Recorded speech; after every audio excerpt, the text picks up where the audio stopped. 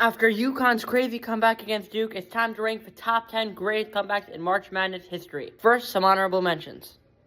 Now, number 10. Texas Tech versus Arkansas in the 2025 Sweet 16. Arkansas's upset run looked to continue into the Elite Eight as Arkansas were up 16 with 10 minutes left and 13 with 5. But in the end, Arkansas's poor shooting caught up to them as Jonas Adu missed a three-throw that would have ended it and that allowed Tech to hit the game-tying shot, and Tech would eventually win it in overtime. Number 9. BYU in the first four versus Iona. Down 25, BYU made the biggest comeback in March Madness history points-wise, but BYU were pretty easily favored, and it was not even the first round. Can't be higher. Then, number 8. Florida Atlantic blew a 16-point lead in the Final Four, but were still destined for victory until Lamont Butler capped off the comeback for SDSU with a game-winning pull-up mid-range buzzer-beater jumper. And number 7, UNC's 19-point blown lead against VCU gave them one of the highest win probabilities on this list, as UNC had a 99% chance to win, and they still blew it. At 6 and 5, Louisville, West Virginia, and Illinois, Arizona, the 2005 Elite Eight was wild. 2 unreal comebacks, one weekend. At 4 is where UConn making a miracle shot against Duke is going to slot in. Kansas, down 16 in the national championship, coming back to defeat Hubert Davis and UNC. Awesome, but comeback-wise, it's still topped by Northern Iowa. Coming off a half-court buzzer-beater upset,